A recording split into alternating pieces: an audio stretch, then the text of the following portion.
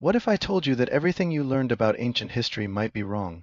What if a sophisticated civilization existed tens of thousands of years before the Sumerians, Egyptians, or even the last ice age? It sounds like science fiction, right? But stick with me because we're about to explore evidence that could rewrite human history as we know it. We're talking about a lost world, a civilization that flourished and then vanished, leaving behind clues so mind-boggling they've been ignored or dismissed for decades. Are you ready to question everything? Let's start with a place you might have heard of, Göbekli Tepe in modern-day Turkey, discovered in the 1990s. This site is a collection of massive T-shaped stone pillars, intricately carved with animals like foxes, lions, and scorpions. Archaeologists have dated it to around 9600 BC. That's almost 12,000 years ago. To put that in perspective, this is 7,000 years before the pyramids of Giza and 6,000 years before Stonehenge. At the time Göbekli Tepe was built, mainstream archaeology tells us that humans were supposed to be simple hunter-gatherers living in small, nomadic tribes. So, who built this complex temple? How did they organize the labor to quarry, transport, and erect these multi-ton monoliths without the wheel or metal tools? And most puzzling of all, why did they intentionally bury the entire site under tons of earth, as if to preserve it for a future generation? Could this be the work of a much older, more advanced culture passing down their knowledge? Now let us journey from Turkey to a place that shouldn't even exist according to our current models of the past, the underwater ruins of Yonaguni-jima in Japan. Submerged off the coast lies a massive stone structure, a monolith that looks eerily like a stepped pyramid. It's about the size of a football field, with what appear to be carved terraces, straight steps, and sharp, defined corners. Geologists have debated whether it's a natural formation or man-made, but here's the kicker, based on sea level rise after the last ice age. If this structure is man-made, it would have to have been carved when it was above water. And when was that? Over 10,000 years ago. Again, we're faced with a timeline that just doesn't fit. Who, in that remote era, possessed the skills to create such a colossal monument? Could it be a remnant of a lost coastal civilization, swallowed by the sea as the glaciers melted? This idea of a lost, advanced civilization isn't new. It's the very essence of the Atlantis legend, first written about by the Greek philosopher Plato. He described a mighty island nation, a naval power that existed beyond the Pillars of Hercules, what we now call the Strait of Gibraltar. According to his account, this civilization was highly advanced, but it was destroyed in a single day and night of misfortune, sinking into the sea around 9600 BC. Notice that date? It's exactly the same time that Göbekli Tepe was built. Is this just a coincidence?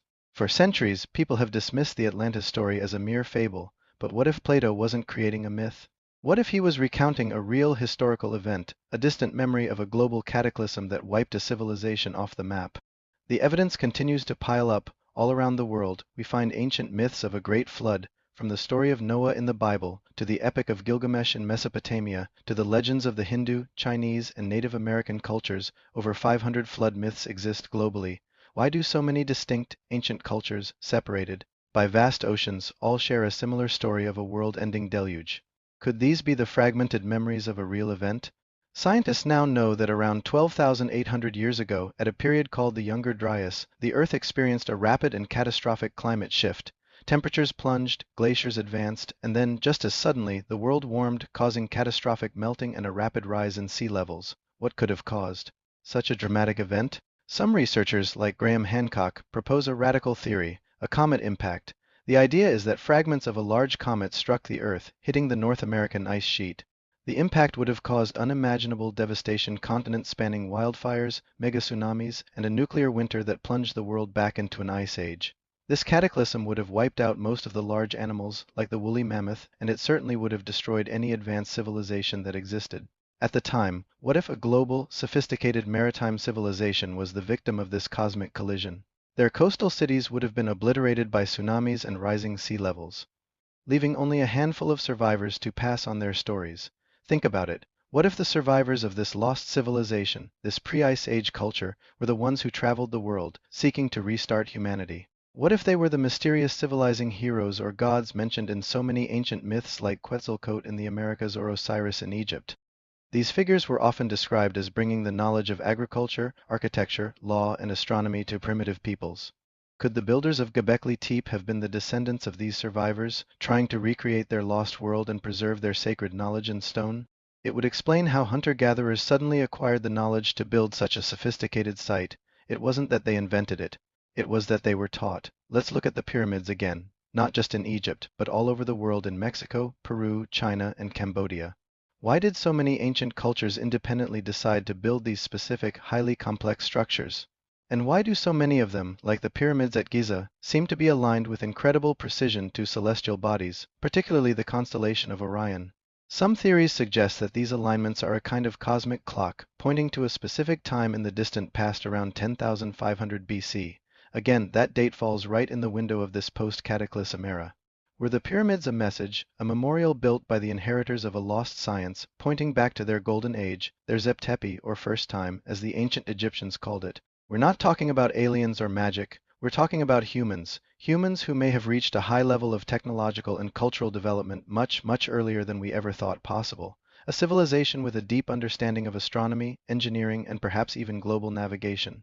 But their world was fragile, built on coastlines that are now hundreds of feet underwater. This is where the next frontier of archaeology lies. Not just on land, but beneath the waves. Exploring these submerged coastlines could reveal the cities and ports of this lost chapter of the human story.